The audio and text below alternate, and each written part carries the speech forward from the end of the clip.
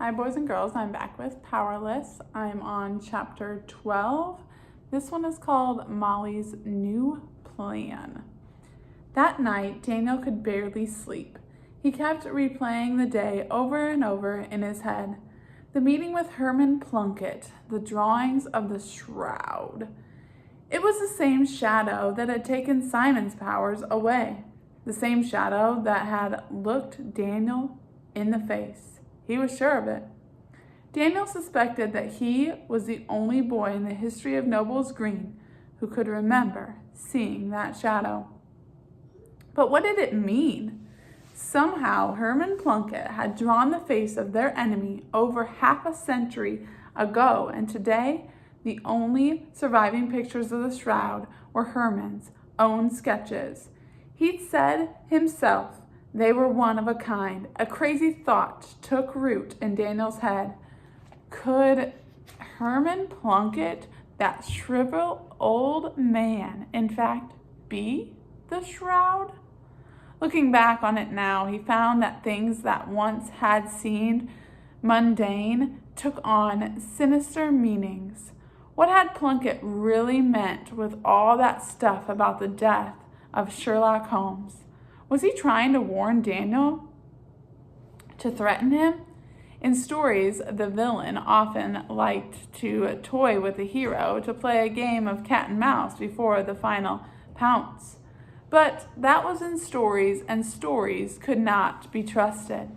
In stories, good always triumphed over evil, and like so many other children, Daniel had seen enough of the real world to know that wasn't always true. The next morning he woke groggy and his bad arm stayed asleep.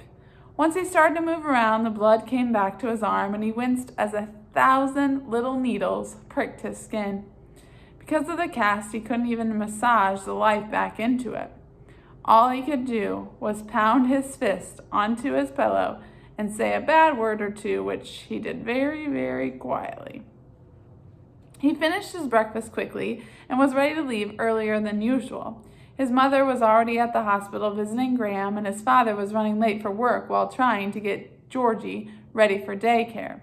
So Daniel didn't linger. Consequently, he was early to the bus stop. A first. While he waited for the others to show up, he rehearsed what he was going to say to Molly. If the shoe were on the other foot, she would probably start off with a silent treatment, but Daniel didn't have the patience for that. For once, he would do the talking, and she would listen. He had risked his own life for her plan, and she hadn't even had the decency to come by and say thank you. He would need to cut to the chase before she could accuse him of whatever crazy thing that in her mind he had done wrong. He would need to talk fast and loud, and he planned on gesturing to his broken arm a lot for effect. After he had put Molly in her place, then he would tell Rohan about Herman Plunkett and the shroud. He might let Molly listen in.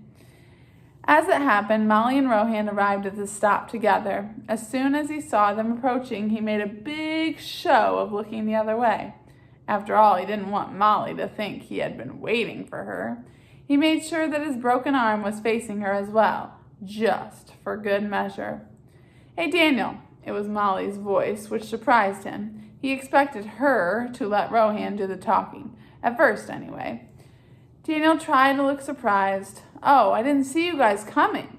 And that was as far as Daniel got, because when he turned around, he saw the one thing he never expected. Molly was shamefaced. She wasn't bawling. There were no heavy sobs or anything, but her face was red, and there were definitely the early signs of tears in her eyes and a slight quiver in her lip. Daniel stole a glance at Rohan, who just gave one of his "what do I know" shrugs. Said Daniel, not part of his planned speech. "I'm sorry," whimpered Molly. "Your arm and Simon, it's all my fault, and I'm so sorry. I wasn't even brave enough to come and visit you." "No. Hey, it's okay. It's not your fault, really, not at all," said Daniel. Man, I'm a pushover, he thought. All it takes is a couple of tears. Crud, he thought. But he knew what he had to do next. Awkwardly, he put his one good arm around her. "It's not your fault, Molly. Really, it's not. And I think I know whose fault it is, because I've met him twice now." Molly wiped at her nose with the back of her hand. Daniel watched as she pulled herself together, and the old Molly came back to life. The Molly that was itching for a fight with someone. As for Rohan, he just smiled with pride. "Well, what do you know? That's our detective for you." On the bus ride to school, Daniel filled them in on his meeting with Herman Plunkett and his discovery of the shroud. He had Plunkett's portfolio in his backpack, and both Molly and Rohan practically shuddered when they saw the cover of issue 77. Daniel described again the shadow he had seen in Simon's bedroom, and no one could deny the eerie similarity to the image depicted in Plunkett's drawing. Selling them on the idea that this little old man might in fact be the shroud was another matter, and Daniel accepted that they had a right to be skeptical. After all, he wasn't really sure what he believed himself, but Plunkett was the only lead they had, and Daniel couldn't shake the feeling that there was more to this old artist than he let on. As usual, Molly pointed out the obvious. If Plunkett was somehow in league with this shroud, then it didn't make much sense to just hand his portfolio, the only real piece of evidence they had, over to Daniel. Rowan agreed that it was an odd move, but he was more concerned with why Plunkett would be terrorizing the children of Noble's Green. What could an old comic book illustrator gain from this? To put it in detective terms, they had a suspect, but no motive.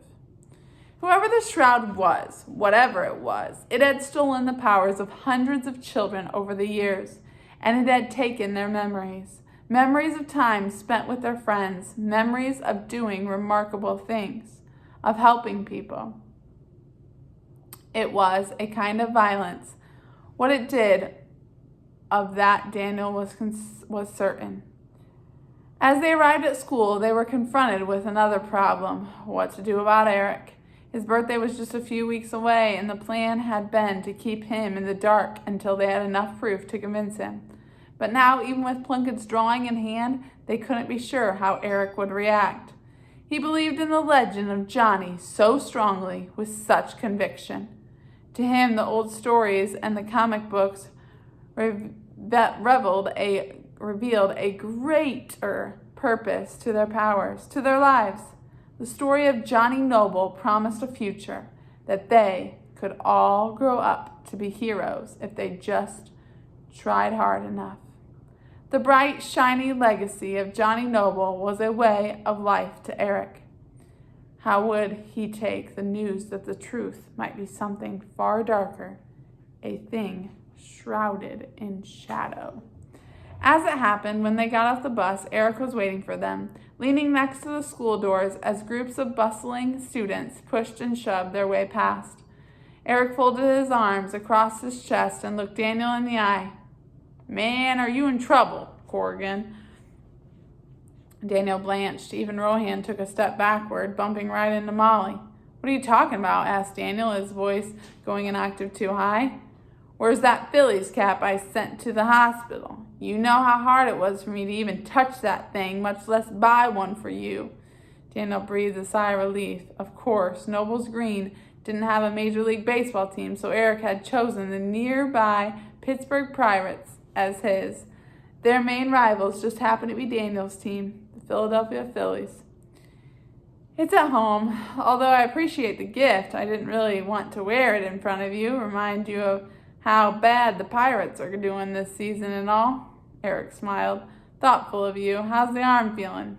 "Itches, but otherwise it's okay." "Must have been a heck of a tree that you fell out of. What were you doing climbing a tree at night anyway?" Daniel shuddered. Molly stepped in. "'Cause I dared him to," she said, "so it's really all my fault."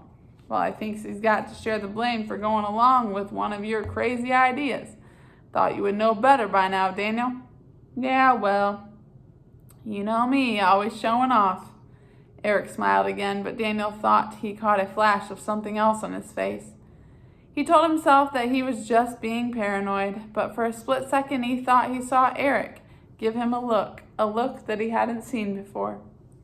Whether Rohan saw it too, Daniel didn't know, but it was Rohan who changed the subject. "Have you spoken to Simon much?" he asked. Now Eric was definitely troubled, and he made no effort to hide it. "Not at all. He barely seems to know who I am. He's a lot worse than any of the others. It's like, not only doesn't he remember the powers, he doesn't remember us. He knows who I am, but he doesn't remember that I'm his friend. Michael drifted away, but this is different, more sudden. It's like he never even knew us." No one said anything after that. Eric's birthday was next, but with the exception of Rose, they were all getting close. Losing your powers and the memory of ever having powers was bad enough, but losing the memories of your friends altogether was something else. This was a new kind of terror. The ringing of the first bell kept them from dwelling on these mundane thoughts as the entirety of grades 4 through 6 scrambled to get to class on time. Daniel had almost reached homeroom when Molly grabbed him by his good arm, thankfully, and pulled him behind a stairwell. "Hey, what are you doing? I'm going to be late." "We have to do something, Daniel." Her eyes were wild with anger. Gone was the humbled Molly of an hour ago. The old Molly was back now, and there was no one to save Daniel from her this time. "Right now? Molly, the bell just rang. Snyder will kill us." "You heard Eric. It's different now. It's worse. Eric is going to forget all about us. Eventually, we're all going to forget." Daniel tried to take his arm back, but Molly held on tight. He tried to look as if he weren't a struggle, but it was. He was caught. "We don't know that for sure, Molly. It might just be Simon." "You don't believe that, Daniel. The Shroud saw you.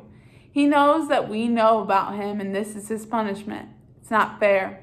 The halls were emptying out now, the last few stragglers running for their classrooms, hoping to make it before the second bell. "We can talk about this later." "No." Molly's grip loosened, and Daniel took his arm back, but he didn't bolt away. There was that something in Molly's face, a determination in her eyes that kept him there just as surely as if she'd pinned him to the floor. "You don't get it, do you? Eventually, they won't be any of us left to remember, only you. You'll have all these memories, all these friendships, and we won't even know who you are." A second bell rang, and then the hallway was quiet except for the sound of shutting doors. Molly was quiet too. "All right," Daniel said. "What do you want me to do?" "Tell your parents that we're doing homework together after school at my house." "That shouldn't be a problem. Why?"